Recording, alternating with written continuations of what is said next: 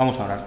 Señor, gracias porque tú estás con nosotros, gracias por estar esta mañana aquí y por poder venir a adorarte y a bendecirte, Señor, sin miedo, sin persecución y con total libertad. Y queremos, Señor, presentarte tu palabra en esta mañana para que tú nos hables a través de ella. Tú nos conoces a cada uno, tú sabes lo que necesitamos, Señor, y esas cosas que hay también que no están bien en nosotros. Ayúdanos a encontrar en tu palabra el consuelo, la exhortación, el ánimo, y que en esta mañana salgamos reconfortados en ti, Señor, y amándote más de lo que te amábamos cuando entramos, Señor. Gracias por tu palabra, bendícela y dirígela a tu Señor. Amén. Amén.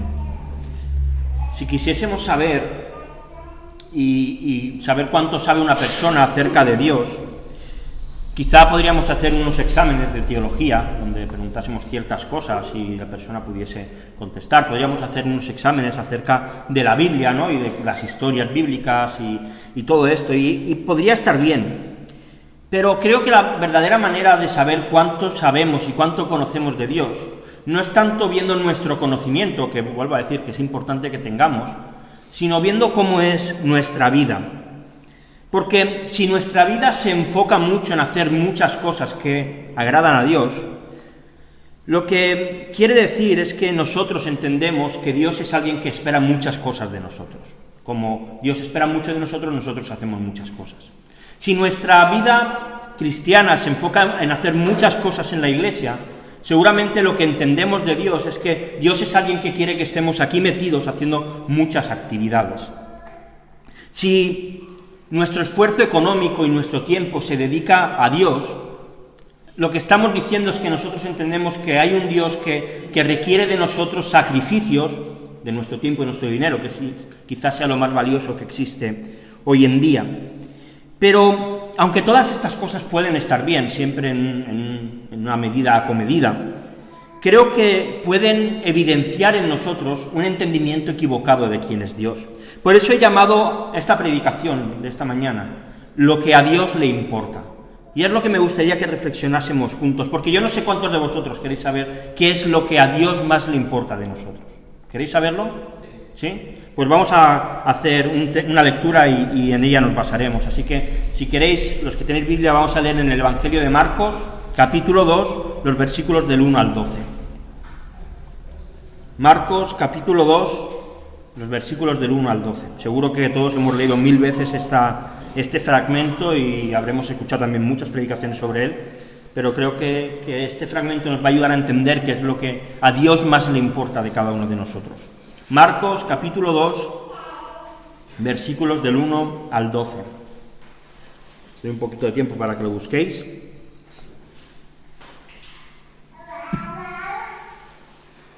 Marcos 2, del 1 al 12. Sí, dice así: entró Jesús otra vez en Capernaum después de algunos días y se oyó que estaba en casa. E inmediatamente se juntaron muchos, de manera que ya no cabían ni aún a la puerta, y les predicaba la palabra. Entonces vinieron a él unos trayendo un paralítico, que era cargado por 4, y como no podían acercarse a él a causa de la multitud, descubrieron el techo de donde estaba, y haciendo una abertura bajaron el lecho en el que yacía el paralítico. Al ver Jesús la fe de ellos, dijo al paralítico: Hijo, tus pecados te son perdonados. Estaban allí sentados algunos de los escribas, los cuales cavilaban en sus corazones: ¿por qué habla éste así? Blasfemias dice. ¿Quién puede perdonar pecados sino solo Dios? Y conociendo luego Jesús en su espíritu que cavilaban de esta manera dentro de sí mismos, les dijo: ¿por qué caviláis así en vuestros corazones? ¿Qué es más fácil, decir al paralítico: tus pecados te son perdonados, o decirle: levántate, toma tu lecho y anda? Pues para que sepáis que el Hijo del Hombre tiene potestad en la tierra para perdonar pecados, dijo al paralítico: a ti te digo, levántate, toma tu lecho y vete a tu casa. Entonces él se levantó enseguida y tomando su lecho salió delante de todos, de manera que todos se asombraron y glorificaron a Dios diciendo: nunca hemos visto tal cosa. Amén. Este es uno de mis pasajes favoritos de los evangelios, porque es una historia muy loca. Cada 4 años, como yo creo que todos sabemos, se llevan a cabo las Olimpiadas, pues en diferentes países, ¿verdad? Cada 4 años se hace en un país distinto. Y una vez acaban las Olimpiadas, se llevan a cabo las Olimpiadas Paralímpicas, que son de personas con discapacidad, pues con ceguera, con sordera, pues con movilidad limitada, que les falta un brazo o una pierna, y ellos participan. Y hay algo que me llama mucho la atención, y es que después de estas llegan las Olimpiadas Paralímpicas de invierno. Y yo, en mi mente, me resulta extraño ver personas con discapacidad, quizá bajando, pues esquiando o haciendo este tipo de cosas que parecen como más peligrosas que pues, simplemente correr o nadar, ¿verdad? Personas con minusvalía que compiten en situaciones quizá más complicadas. Y claro, hoy en día esto es habitual porque vivimos en un tiempo en que hay muchas condiciones y muchas facilidades que las personas con discapacidad pueden aprovechar pues, para poder llevar a cabo este tipo de cosas. Pero en la época de Jesús la situación era bastante difícil. Una persona que era minusválida como esta, un paralítico, era una persona que tenía y estaba en serios problemas. Su situación no era nada sencilla, más bien todo lo contrario. En aquella época no había rampas en las calles para subir la acera, no habían agarraderas para poder subir escalones, sino todo lo contrario. Cualquier cosa que él quisiese hacer dependía de un familiar que estuviese a su lado acompañándole y que cargara con él. Si su familia quería salir a comprar, si su familia iba a cualquier sitio, él se quedaba totalmente inmóvil en casa sin poder hacer absolutamente nada. Hoy en día hay muchas opciones de movilidad en casa, se pueden adaptar. En aquella época no era así. Así que una persona paralítica era una persona que tenía una verdadera desgracia en la época de Jesús. Y no sé si tú alguna vez te has sentido como una carga para otra persona. Yo alguna vez me he sentido así. Y he pensado, ostras, es que quizá la vida de tal persona sería mejor si yo no estuviese. Para este hombre, realmente, él era una verdadera carga para su familia. Era una verdadera carga para las personas que le querían. Porque si no había alguien que cargase con él no se iba a mover nunca de su cama. Si no había nadie que lo cogiese a cuestas, él no iba a poder moverse nunca más en su vida. La vida no era sencilla para alguien así. Allí no habían ayudas del Estado como hay hoy en día. Y además era una persona que ya no es que no aportase a su casa económicamente, sino que era una carga para los beneficios que traían el resto de personas que vivían. Pero este hombre tenía algo que no tiene precio. 4 amigos locos.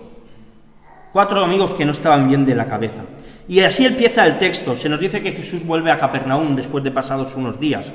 Y hay que aclarar, Jesús no venía de unas vacaciones en el Caribe, en el que había estado descansando y vuelve, sino que él estaba comenzando su ministerio, y era un ministerio que estaba teniendo mucho éxito.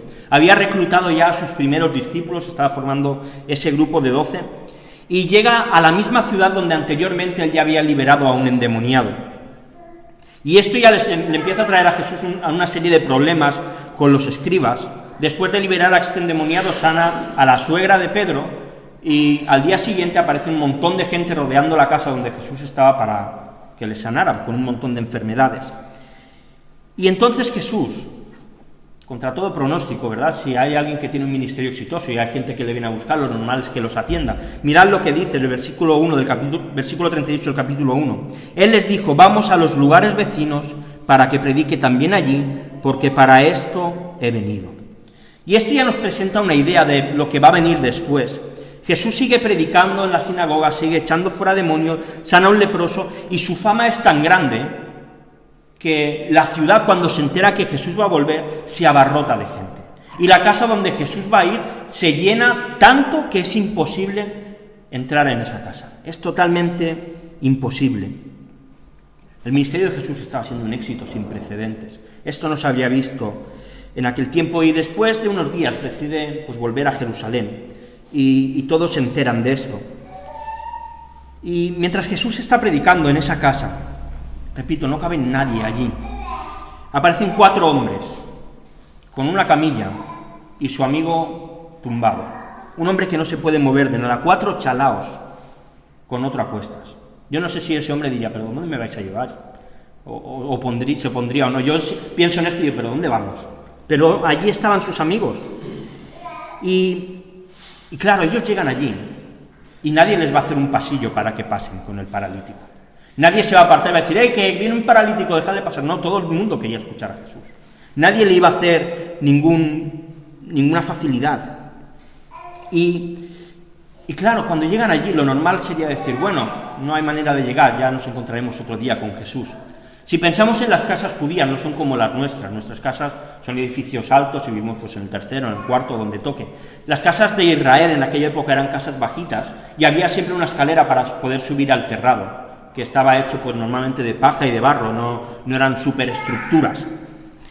Así que estos cuatro miran la casa y dicen, bueno, pues si no podemos entrar por la puerta, vamos a entrar por arriba, por el tejado. Así que cogen a su amigo, no sé bien cómo lo harían, me imagino que subirían dos, lo cogerían de los brazos, los otros no sé cómo lo harían, pero acaban llegando al techo con los cuatro, con el amigo. Imagínate ahora por un momento que mientras estoy predicando empezamos a escuchar aquí un ruido extraño y de repente se hace un agujero y empieza a caer gente. Yo saldría corriendo, eso ya os lo digo, es lo primero que haría, porque sería raro, ¿verdad? Pues imaginad a Jesús, que él está hablando, está enseñando, y de repente se empieza a ensuciar de polvo que cae del techo. Y yo me imagino en esa situación y diría, ¿quién es el loco que se pone a interrumpir al maestro mientras que él está enseñando? ¿Quién es el que va a molestar al maestro que está haciendo milagros y que está enseñando en esta casa? ¿Qué falta de respeto es eso? Seguramente a muchos de nosotros no nos haría gracia que pasase eso, pero la diferencia es que Jesús sí que tiene mucha gracia para dar. Y me encanta la respuesta de Jesús. Él mira a estos cuatro hombres y a el paralítico, y lo que dice Jesús es, al ver Jesús la fe de ellos. Jesús no veía a cuatro locos que estaban haciendo algo inesperado. Jesús veía a 5 personas con fe. 5 personas que confiaban en Él.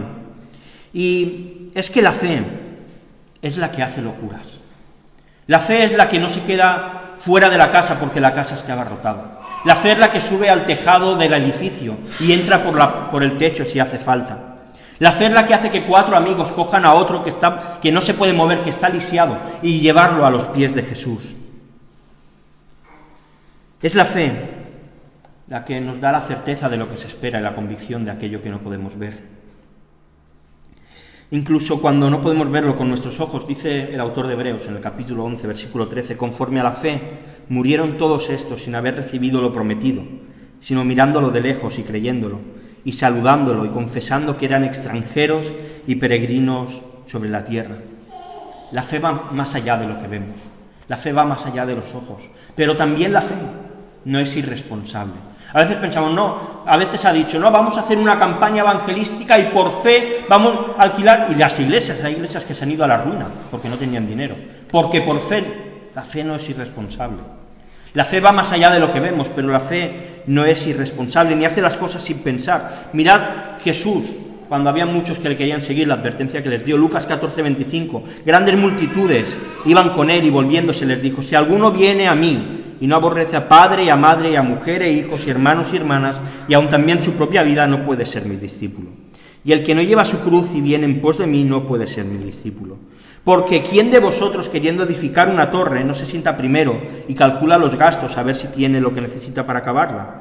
No sea que después que haya puesto el cimiento y no pueda acabarla, todos los que lo vean comiencen a hacer burla de él, diciendo, este hombre comenzó a edificar y no pudo acabar. ¿O qué rey, al marchar a la guerra contra otro rey, no se sienta primero y considera si puede hacer frente con 10.000 al que viene con él con 20.000? Y si no puede, cuando el otro está todavía lejos, le envía una embajada y le pide condiciones de paz. Así pues, cualquiera de vosotros que no renuncie a todo lo que posee, no puede ser mi discípulo. Jesús dice, el que quiera venir a mí tiene que estar dispuesto a hacer locuras, pero tiene que ser cabal, tiene que ver si es capaz de acabar lo que empieza. Y precisamente el resultado de la fe es algo maravilloso. La verdad es que no hay ni conversación en todo lo que sucede. Dice uno de los versículos, al ver Jesús la fe de ellos, dijo al paralítico, hijo, tus pecados te son perdonados. Qué maravilloso esto. Este paralítico estoy seguro que le habían hablado de Jesús. Él había escuchado hablar de un maestro que hacía milagros, de su enseñanza, si no, no habrían ido a aquella casa. Imagina por un momento, piensa en todos los problemas que tienes, en todos. Te doy 3 segundos para que los pienses, seguro que ya los tienes. Y ahora ponlos en orden de más importante a menos importante. Imagínate que Dios te da la oportunidad del problema más importante que tienes, que se resuelva ahora mismo.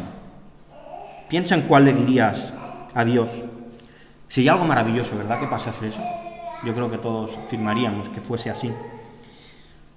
¿Cuál es el principal problema que tenía este hombre? Que era paralítico, ¿verdad? Aparentemente era su mayor inconveniente en la vida, sus piernas, su parálisis. Él era un hombre abatido, era un hombre destrozado, un hombre que seguramente su dignidad estaría por los suelos. Él no podía ir al lavabo por sí mismo, tenían que llevarle. Él no se iba a casar nunca, porque nadie se iba a querer casar con una carga, todo lo contrario. Nunca iba a formar una familia. Él tenía que esperar que alguien tuviese misericordia de él para poder moverse, para poder ir a comprar, para poder hacer cualquier cosa. Para él poder dejar de mirar el techo y mirar la pared, seguramente también necesitaba ayuda cada día. No había silla de ruedas, no había ayudas del Estado, no habían enfermeros que le fuesen a atender cada día, solamente su familia. Y él escucha de un hombre que hace que los leprosos que tenían que estar fuera de la ciudad eran sanados y volvían. ¿Cuál era el problema mayor de este hombre? Su parálisis, su enfermedad. Pero Jesús le enseñó cuál era el verdadero problema que él tenía. Su verdadero problema no estaba en sus piernas, estaba en su corazón. Y es que esto es algo que tenemos que entender. Cristo no vino para morir por nuestros miedos, por nuestras enfermedades, por nuestros problemas. Por supuesto que encontramos bendición en Cristo en todo eso, pero Cristo vino a morir por nuestros pecados. Ese es el principal problema de nuestra vida. Da igual que tengamos todo, si no tenemos perdón de pecados, no vale de nada. El principal problema de este hombre no era sus piernas, era su corazón. Por eso Jesús, al ver la fe de ellos, le dijo: tus pecados te son perdonados. Jesús estaba ocupando de lo que a él más le importaba, de esa persona. ¿Y cuánto tiempo perdemos en arreglarnos exteriormente? ¿Y qué poco le dedicamos a nuestro interior? ¿Qué poco le dedicamos a la reflexión de nuestra manera de vivir, de las cosas que hacemos, de las cosas que pensamos, de las cosas que decimos? Lo verdaderamente importante es el corazón. Como hemos leído al principio, un corazón contrito y humillado, un corazón quebrantado delante de Dios. Hoy en día tememos a muchas cosas que nos pueden quitar nuestra familia, nuestra estabilidad, nuestra economía, pero no tememos al pecado, que es lo que nos separa de la vida, que es lo que rompe a veces nuestra relación con Dios. Vuelvo a repetir, el problema de este hombre no eran sus piernas, es que era un pecador como cada uno de nosotros y necesitaba un Salvador. Y Jesús, cuando le ve y ve su fe, le resuelve el mayor problema que tiene. Tus pecados te son perdonados. Jesús le resuelve el mayor de sus problemas, no el mayor de sus deseos. Y a veces nosotros queremos que Dios resuelva nuestros deseos y no nuestro problema. Como alguien dijo una vez, cuando Dios quiere hacerle una broma pesada a alguien, le concede todos sus deseos. Y gloria a Dios porque a veces Dios no nos da lo que queremos. Gloria a Dios porque a veces Dios no nos da lo que pensamos que necesitamos. A Dios le preocupa lo que tiene que ver con la eternidad. Por supuesto, lo de aquí también, pero sobre todo lo que tiene que ver con la eternidad, porque cada uno de nosotros vamos a dar cuentas de nuestros actos. Por eso es importante que podamos responder afirmativamente a esta pregunta. ¿Hemos recibido perdón de pecados? Yo creo que todos los que estamos aquí lo hemos recibido. Pero si alguno no, hoy aún hay tiempo para acercarnos a Jesús. Hoy hay aún tiempo para que Él resuelva nuestro mayor problema, que es el de estar lejos de Dios, y es el que Él resolvió de este paralítico. La historia de toda la humanidad es una historia de fe. Desde que Adán y Eva pecaron, el ser humano ha demostrado fe y ha intentado por medio de la fe cambiar las situaciones y de mejorar la situación en la que viven. Israel puso su fe en Saúl, ellos querían y deseaban con todo su corazón un rey, y Dios les concedió tener un rey. Y acabaron bajo esclavitud y acabaron lejos de Dios.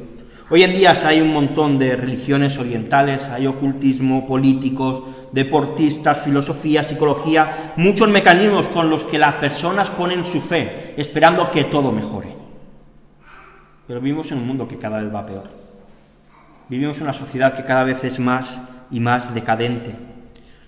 Vivimos en una sociedad donde cada año en España se abortan 200.000 bebés y la gente lo celebra. Vivimos en una sociedad, esta semana vi una chica, creo que era de Dinamarca, una influencer, que estaba celebrando que a su abuela le iban a hacer eutanasia y hacía unos vídeos con ella y daba consejos de cómo celebrar que a su abuela la iban a matar, porque la iban a matar.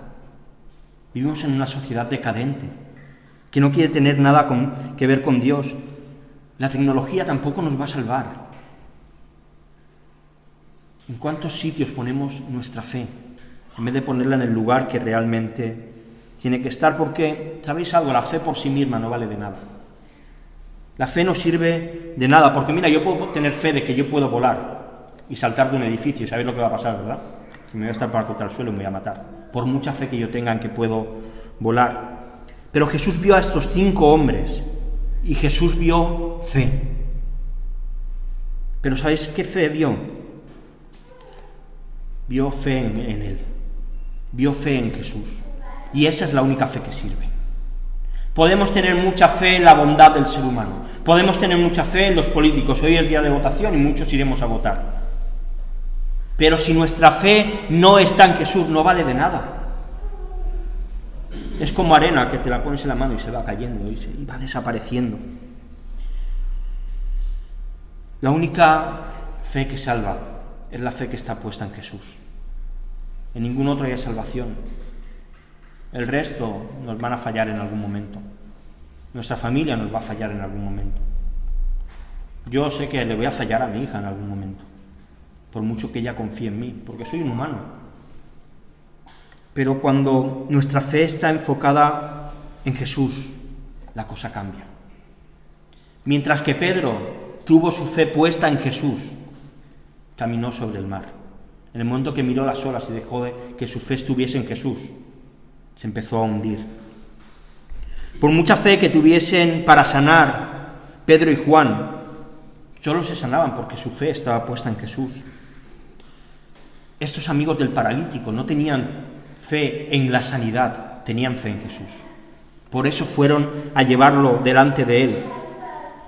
Y este hombre no solamente recibió perdón de pecados, que era lo más importante, sino, como ahora veremos, también recibió salud física. Ojalá seamos capaces de que nuestra fe esté puesta siempre en Jesús, y no en las circunstancias, no en lo que este mundo nos dice que tenemos que poner nuestra fe, sino en el único que se ha preocupado de arreglar nuestro mayor problema, el del pecado. Y en medio de todo este jaleo, de todo este espectáculo que está ocurriendo con este hombre llegando por el techo con sus amigos, en la primera fila, los primeros espectadores de Jesús, ahí están los escribas. Recapitulamos, ¿cuál era el mayor problema del paralítico? Su corazón, ¿verdad? Nos queda claro, este era su mayor problema. Dice el texto, estaban allí sentados algunos escribas que pertenecían a los fariseos, los cuales cavilaban en sus corazones, ¿por qué habla este así? Blasfemias dice, ¿quién puede perdonar pecados sino solo Dios? Dejadme leer lo que el comentarista William Hendrickson dice sobre esto. Dice, un poeta holandés ha llamado a la culpa del hombre la raíz de todos los problemas humanos. Un psicólogo británico ha llamado al sentido de sentirse perdonado la fuerza curativa más fuerte del mundo. Y cuán frecuentemente los especialistas nos informan que muchos pacientes podrían ser dados de alta de las instituciones de enfermedades mentales si solo se pudiesen convencer de que su culpa ha sido borrada. Se pensaría, por tanto, que todos aquellos que oyeron a Jesús decir al paralítico, hijo, tus pecados te son perdonados, se unirían al regocijo del hombre perdonado. Pero no fue así, pues los escribas habían venido para ver si podían hallar algún error en Jesús. En sus corazones no había lugar para participar en el gozo de este hombre terriblemente afectado, quien en sus momentos escuchaba palabras de aliento y alegría. En forma altamente despectiva, estos enemigos dicen algo decididamente desfavorable. Sin embargo, no lo dicen en voz alta, sino solamente dentro de sus corazones. Yo no sé si tú te sientes identificado con los fariseos. Yo sí, porque muchas veces en mis conversaciones internas, las que hay en mi corazón, las que hay en mi mente, no suelen ser muy buenas. A veces pongo en duda en mis pensamientos las cosas que suceden. Pero ¿sabéis algo? Jesús conoce todo lo que hay en nuestro corazón. Conoce todas nuestras conversaciones. Conoce todos nuestros pensamientos. Si todo lo que nosotros hablamos en nuestro interior saliese a la luz, no querríamos que nadie nos viese. Si alguien pudiese grabar las últimas 24 horas de mi vida y ponerlas aquí, con todo lo que he hecho, lo que he dicho, lo que he pensado, no querría que me viese nunca más, porque me daría mucha vergüenza lo que hay. Y seguramente si esto fuese así, la opinión que tenemos unos de otros cambiaría mucho. Y ante Dios no hay nada que le podamos esconder, así que cuidado con nuestros corazones, que no cavilen en nuestro interior cosas precisamente contrarias a Dios. Pero el caso de todo esto es que los fariseos realmente no estaban equivocados en lo que ellos pensaban. Ellos tenían una buena teología y era fiel a la Biblia, fiel a la ley. Y nosotros creemos igual que ellos, por eso no somos católicos romanos. No hay ninguna persona que pueda perdonar pecados, yo creo que esto lo tenemos todos claro, ¿verdad? Por lo tanto, si Jesús estaba diciendo que Él perdonaba pecados, solo hay dos opciones. O Jesús era Dios, o Jesús era un farsante y un hereje que debía morir apedreado. O Jesús era Dios, o era un falso maestro que debía morir apedreado. Los fariseos tenían un buen conocimiento, claro que sí. ¿Sabes quién es la persona en todo el mundo que tiene la mejor teología y que conoce mejor a Dios? Satanás. Él sabe más de teología que todos nosotros. Conoce a Dios mejor que ninguno de nosotros. Pero es que creer que Dios existe no sirve de nada. Eso es lo que le pasaba a los fariseos. Podemos tener todo el conocimiento intelectual, pero no sirve de nada. Santiago 2:19, ¿tú crees que Dios es uno? Bien haces, nosotros lo creemos, ¿verdad? Que Dios es uno. También los demonios creen y tiemblan. Satanás sabe quién es Dios y tiembla delante de él. Estos hombres, estos fariseos, conocían la ley a la perfección, se la sabían de memoria, la recitaban, pero sus pecados no habían sido perdonados. Sus corazones cavilaban contra Dios, cavilaban contra Jesús. Y es que no sirve de nada saber mucho de Dios si nuestros pecados no han sido perdonados. No sirve de nada tener un grado en teología con un máster en no sé qué, en divinidad, si nuestros pecados no han sido perdonados. No vale de nada subirse cada domingo aquí a predicar si mis pecados no han sido perdonados. Por eso es lo más importante. Por ese es nuestro principal problema. Y cuando estos hombres pensaban esto en su corazón, Jesús los expone. Mirad lo que dice el texto. Y conociendo luego Jesús en su espíritu que cavilaban de esta manera dentro de sí mismos, les dijo: ¿por qué caviláis así en vuestros corazones? ¿Qué es más fácil, decir al paralítico, tus pecados te son perdonados, o decirle, levántate, toma tu lecho y anda? Pues para que sepáis que el Hijo del Hombre tiene potestad en la tierra para perdonar pecados, dijo al paralítico, a ti te digo, levántate, toma tu lecho y vete a tu casa. La pregunta que hace Jesús es una pregunta de vital importancia. Imagínate que yo ahora me bajo del púlpito, me pongo a un palmo tuyo, de tu cara, y te digo, tus pecados son perdonados. Bueno, lo primero que pasaría es que yo ya no predicaría nunca más en esta iglesia, porque obviamente Ramón después de esa barbaridad no me dejaría hacerlo y haría bien. Pero yo creo que si yo lo hiciese, todos vosotros pensaríais como los fariseos. ¿Quién es el ángel para perdonar los pecados de nadie? ¿Qué autoridad tiene este ahora para decir que mis pecados son perdonados? ¿Por qué él viene a hacerlo? Si fuese posible subir al cielo y coger el libro de la vida donde están todos los salvos inscritos, se podría comprobar si yo puedo perdonar pecados o no, porque a todos aquellos que yo les he dicho que perdono sus pecados, ahí estarían inscritos. Pero lamentablemente no se puede hacer esto. Por eso la pregunta de Jesús es clave. ¿Qué es más fácil, decir al paralítico, tus pecados te son perdonados, o decirle, levántate, toma tu lecho y anda? Y es clave, porque Jesús está diciendo, si yo soy capaz de decirle al paralítico que se levante y ande, quiere decir que yo soy capaz de perdonar pecados. Ahora bien, si Jesús, después de haber perdonado pecados, le dice al paralítico que se levante y ande, y no sucede, Jesús se convierte en un farsante, en un charlatán. Por eso es tan importante esto. ¿Os imagináis qué hubiese pasado si Jesús le dice, levántate y anda, y no se levanta? Victoria absoluta para los fariseos. Victoria absoluta para ir contra Jesús, para cumplir lo que ellos querían, que era encontrarle algún error, algún fallo. Pero sanando al enfermo, Jesús corroboraba que él podía perdonar pecados. ¿Y sabes algo? Si Jesús ha perdonado nuestros pecados, podemos estar seguros que Él tiene poder para resolver cualquier situación. Si Jesús ha perdonado nuestros pecados, podemos estar seguros que no hay nada demasiado difícil que Él no vaya a poder hacer en nuestra vida. Luego, ¿lo hará o no lo hará? No discutiremos nosotros con Dios lo que hace o lo que no hace. Pero podemos tener fe, porque se ha resuelto lo más difícil de resolver. Lo demás son tonterías. Difícil para nosotros, claro que sí, pero poca cosa para Él. Y entonces sucede en el texto, dice, entonces Él se levantó enseguida, y tomando su lecho salió delante de todos, de manera que todos se asombraron y glorificaron a Dios, diciendo, nunca hemos visto tal cosa. Gloria a Dios. Gloria a Dios por lo que pasó allí. Quiero acabar ya. En esta historia hay un gran milagro, hay algo sobrenatural, algo que nos llama la atención. Un hombre paralítico que entra por el tejado tirado en una camilla y sale por la puerta andando. Su vida cambia radicalmente en aquel momento. Y yo creo que es sorprendente esto, ¿verdad? A todos nos encantaría poder ver esto en persona y ver a Dios obrar de esta manera. Y gloria a Dios porque en nuestras vidas hemos visto a Dios obrar de manera milagrosa. Hemos visto a Dios hacer milagros entre nosotros. Estoy seguro que, si no todos, la mayoría, podríamos contar experiencias que hemos visto o hemos vivido en nuestra carne, donde Dios ha obrado sanidad, donde Dios ha hecho milagros. Este paralítico volvió a andar, pero de una manera diferente, igual que sus amigos que estaban sanos. Él acabó muriendo cuando llegó anciano, seguramente. Bueno, seguro.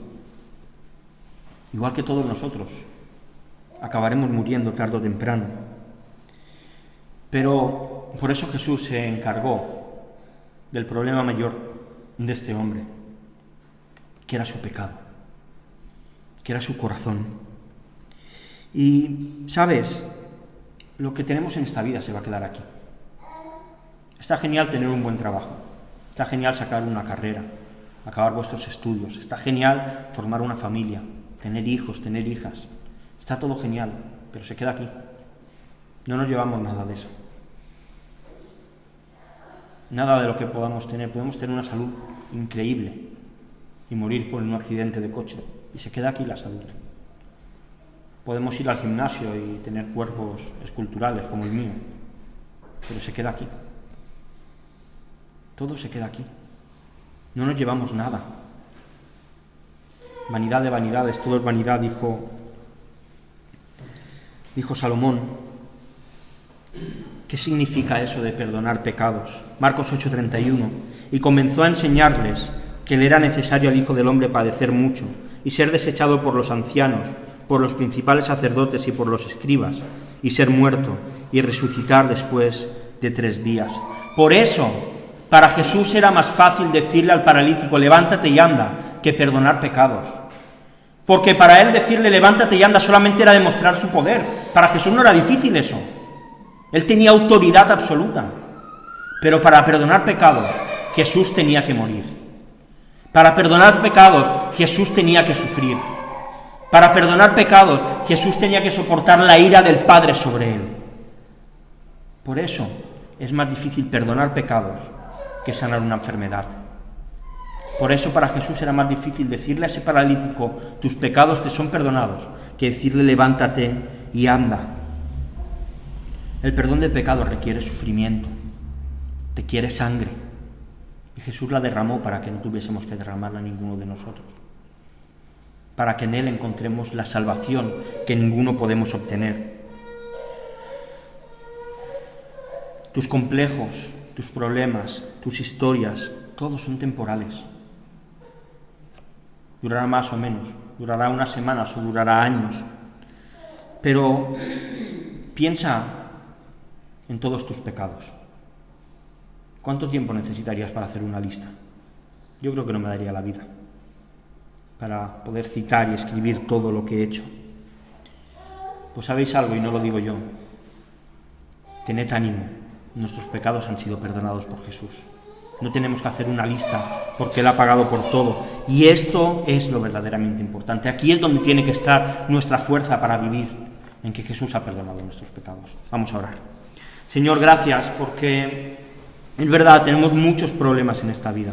Hay muchas cosas que nos quitan la paz, muchas cosas que nos hacen estar y vivir de una manera difícil, pero tú te has encargado de lo más importante, de perdonar nuestros pecados, Señor. Y gracias porque tú nos amaste más de lo que merecíamos. Gracias porque tú decidiste sufrir por nosotros. Y gracias porque tú has querido darnos una vida abundante.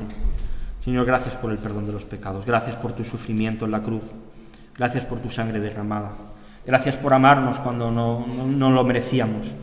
Y en esta mañana te queremos glorificar y te queremos bendecir.